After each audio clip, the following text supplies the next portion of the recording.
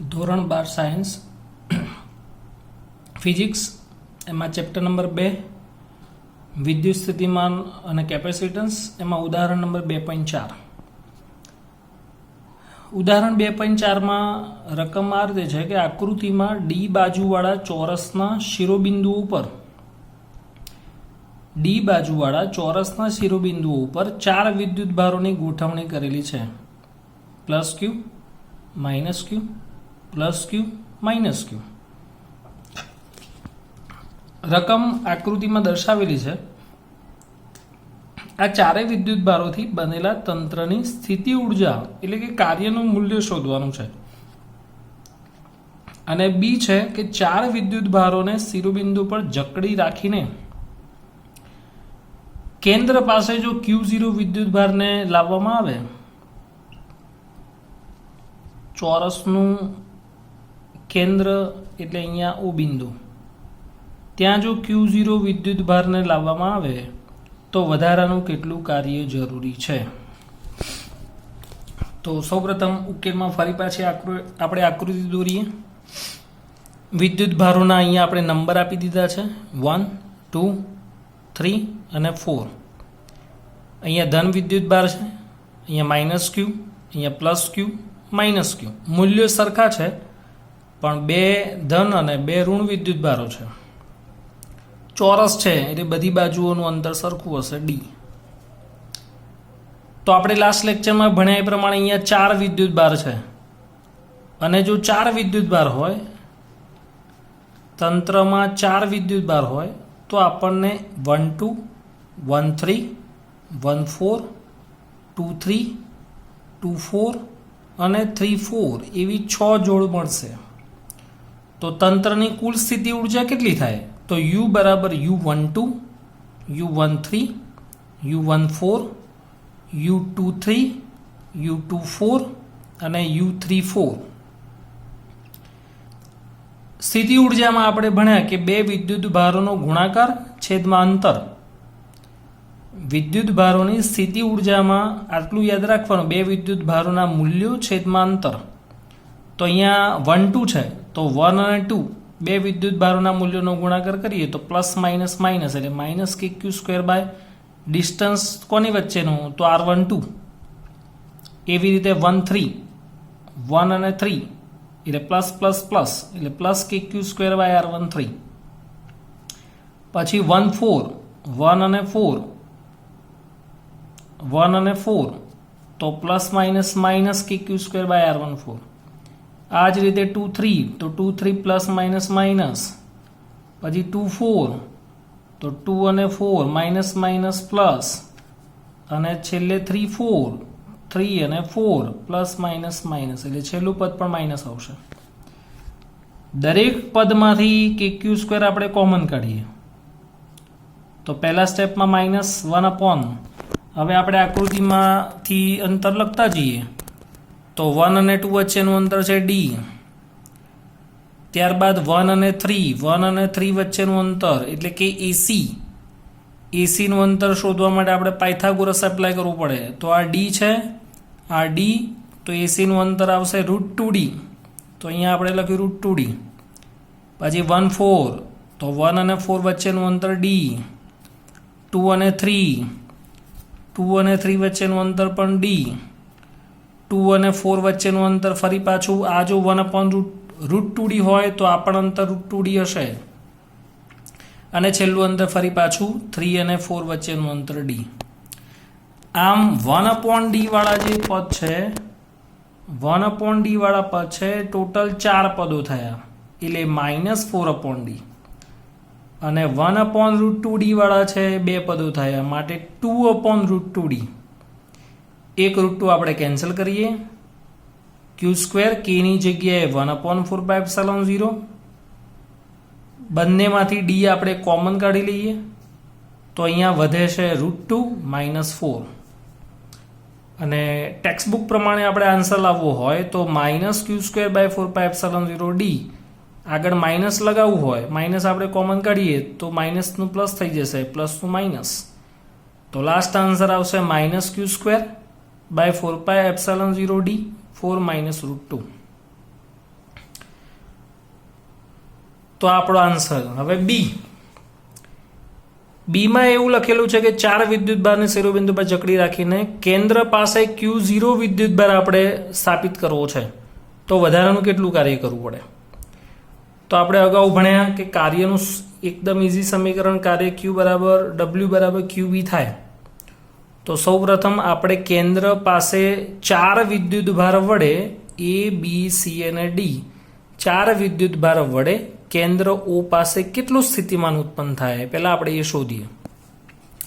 તો દરેક શિરોબિંદુથી કેન્દ્ર O નું અંતર કેવું થાય? સમાન.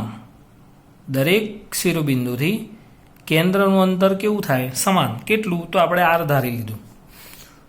તો ધારો કે દરેક શિરોબિંદુથી કેન્દ્ર O નું અંતર R છે, તો O બિંદુ પાસે સ્થિતિમાન V1 + V2 + V3 + V4. દરેક કેન્દ્રથી શિરોબિંદુનું અંતર સમાન છે, તો KQ/R. બીજા નંબરના શિરોબિંદુ પર વિદ્યુતભાર માઇનસ છે, તો -KQ/R. એ જ રીતે ત્રીજા ઉપર પ્લસ છે, ચોથા ઉપર માઇનસ છે.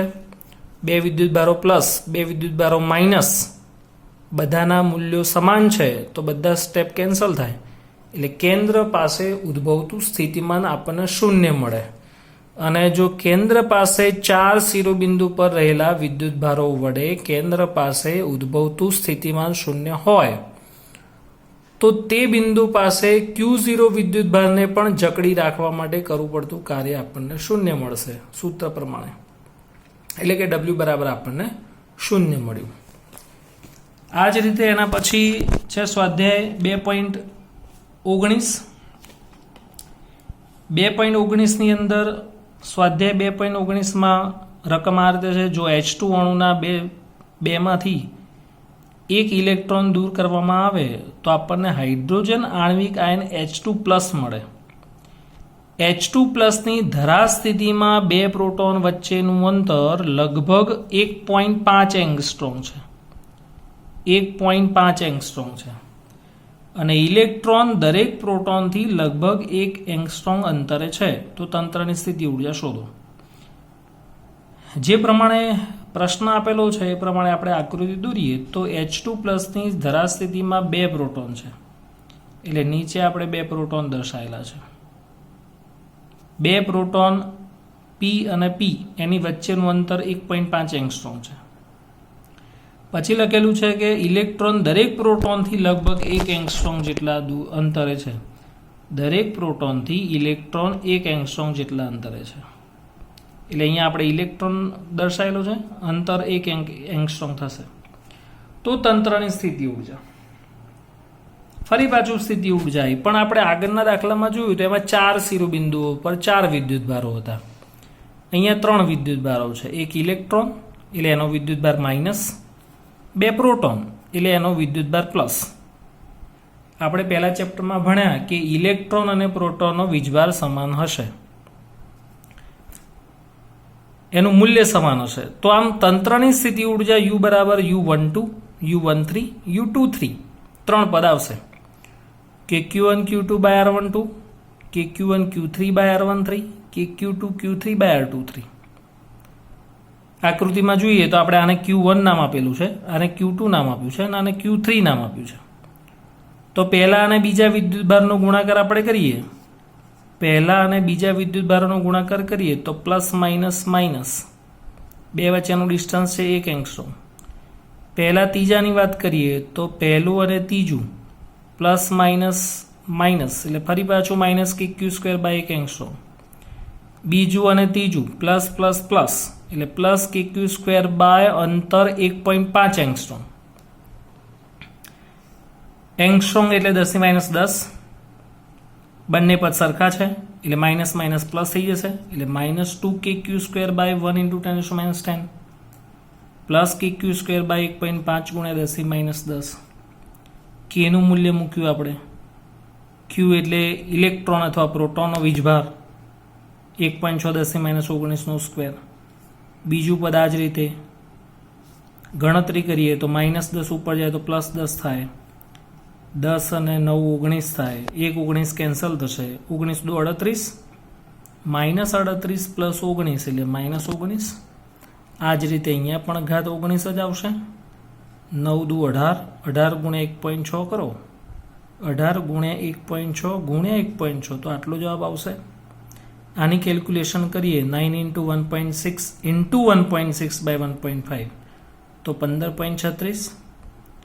બેનો જવાબ આવશે -30 પ્લસ માઇનસ માઇનસ -30.72 ગુણ્યા 10⁻−19. પણ આ બધી જે કેલ્ક્યુલેશન કરીને જવાબ આવશે એ જૂલમાં હશે. એને આપણે ઇલેક્ટ્રોન વોલ્ટમાં ફેરવ્યું.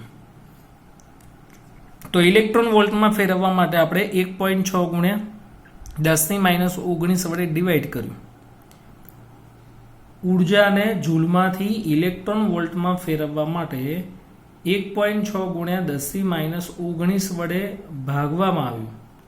તો છેદમાં 1.6 10⁻19 કરીએ, -19 કેન્સલ થશે તો આપણને લાસ્ટ આન્સર મળશે -19.2 ઇલેક્ટ્રોન વોલ્ટ. જવાબ તમે જૂલમાં પણ રાખી શકો, પણ ટેક્સ્ટ બુકમાં ઇલેક્ટ્રોન વોલ્ટમાં આન્સર છે એટલે આપણે 1.6 10⁻19 થી ડિવાઈડ કરીએ તો આપણને ઇલેક્ટ્રોન વોલ્ટમાં જવાબ મળે.